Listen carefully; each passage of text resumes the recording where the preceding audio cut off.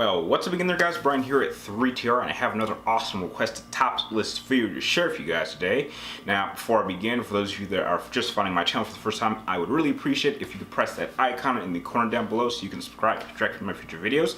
But going back into this video, this is going to serve as a follow-up to my last top list requested video, which was Devil May Cry related, in which I went over my top 5 favorite devil arms. But this time, we are going to go over my top 5 favorite Devil May Cry characters of all time. Now, there might be a couple surprises and a couple of surprising ranking spots, but heck, this is my list, so without wasting any more time, let's jump right into my top 5 favorite Devil May Cry characters of all time, starting off with number 5.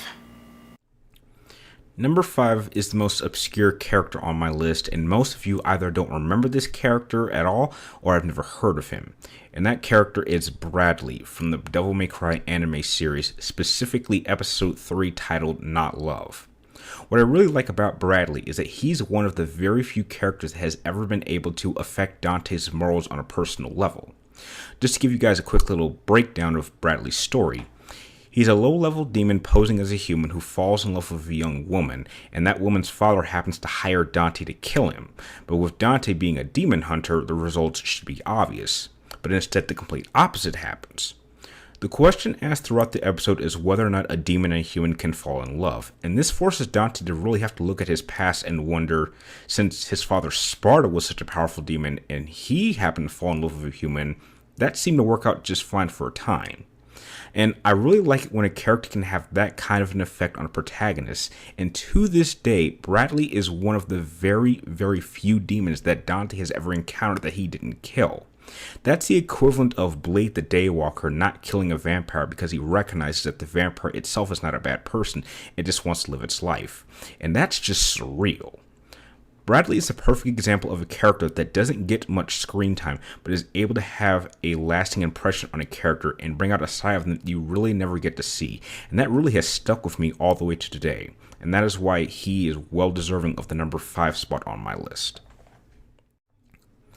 Number 4 on my list is Lady.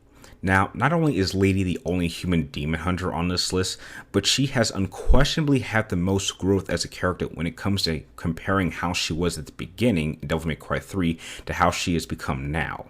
She originally started as nothing more than a hardcore demon hater who hated everything associated with demons, but our interactions with Dante and Trish have really changed her perspective, and I've always enjoyed that no matter how old she gets, she never loses that charm about her character. I also really admire that she doesn't let the fact that she doesn't have any of the combative advantages that characters like Dante, Trish, and Nero have when it comes to demon hunters, and she's kind of carries a Batman-like presence to me with the fact that she may not physically have any demon elements in her, but she is just as effective in her own physical rights and with her equipment in her arsenal. She took on Dante and held her own despite being injured, and she went toe-to-toe against Trish in a fist fight, which I really enjoyed seeing in the anime. She is a clear example of how anyone can change despite experiencing such tragedy earlier in her life, and she continues to be one of Dante's greatest allies, and I hope she returns to Devil May Cry 5 in some capacity.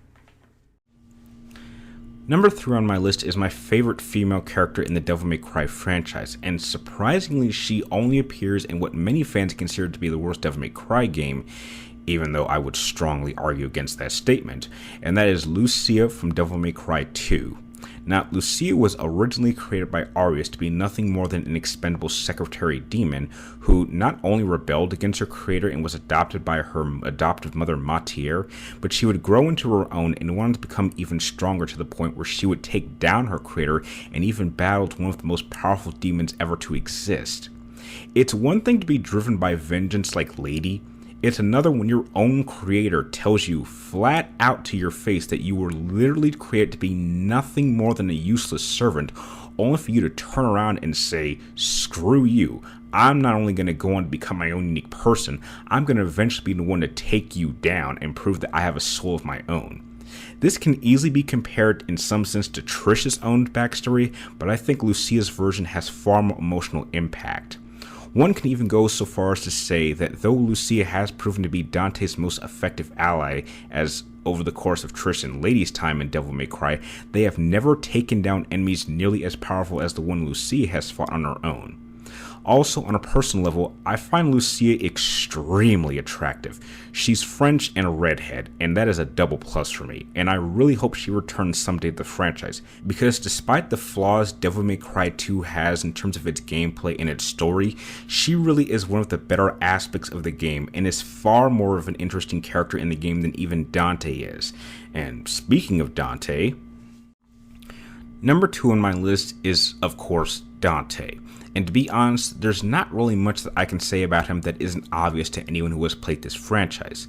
He is just about the most popular character in the entire franchise, and he's been in all the games, and he has been the main protagonist since the very beginning.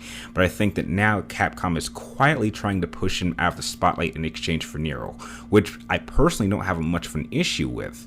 I would rather see Dante retired than turn into a crack addict. But the one thing that Dante has over Nero is his effect on other characters. Despite Dante having such a cocky-like attitude, he surprisingly has a lot of heart and always seems to have a positive influence on everyone around him. Literally, Dante has had a massive impact on just about every character in the franchise, whether it be an antagonist or a protagonist, and his ability to allow himself to keep himself cool under even the worst circumstances is just unrivaled. Though to me, Dante acts as the yin to another character's yang, I find it fascinating how Dante has resisted the temptation of power, and instead of constantly driving himself to become a better version of himself, he instead on focusing on becoming the best version that he can right now. And despite always trying to hide how much of a good heart he really has, he's always ready to do the right thing, which makes him the unquestionable hero of the franchise.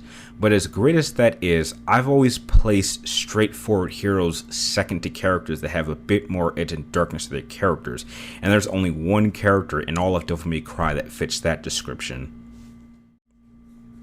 My number 1 favorite Devil May Cry character of all time is Vergil. Vergil, personality-wise, is the complete opposite to Dante. While Dante is boisterous, outgoing, and extroverted, Vergil is calm, cool, collected, and introverted, and has constantly maintained a sense of fearlessness.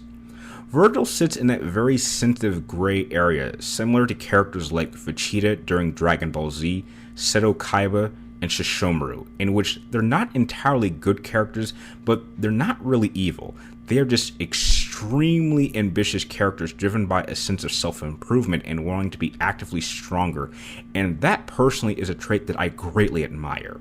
In spite of his cold and ruthless demeanor, he has always remained an honorable warrior who maintains his own sense of morals and discipline, and this seriously places him far apart from just about any character in the entire franchise. And underneath all of that tough exterior of his character does exist someone that legitimately cares for his brother Dante on a personal level despite their differences, and that's really hard to pull off in a character. As a combatant, I have always favored Vergil's approach to combat as opposed to Dante. While Dante tries to have fun while he fights, trying to get under the skin of his opponents, Vergil is quick, precise, and gets right down to business without wasting any time with his opponents. And though he is currently classified as being dead, his presence has always been greatly felt throughout the entire Devil May Cry franchise, and there is a lot of hope that we may in fact be seeing him make a return in Devil May Cry 5.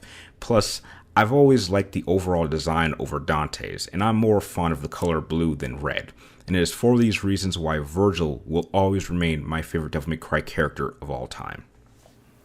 And that'll do it with my top 5 favorite Devil May Cry characters of all time. Now, before we close this video, I'd like to know, what are you guys' thoughts on my favorite 5 characters? And I'm real curious, what are your top 5 favorite Devil May Cry characters in any order you like? Please share them with me and everyone else in the comments down below. And if you like this video, please feel free to like and subscribe, and be sure to follow me on Twitter and friend me on Facebook with the links in the description down below. And like always, if you guys have any really great ideas for future top list videos, also share those with me in the comments down below, and I'll be sure to give you a shout out when I get those videos uploaded. So, like always, I want to thank you guys for watching. You're awesome, and I'll see you next time.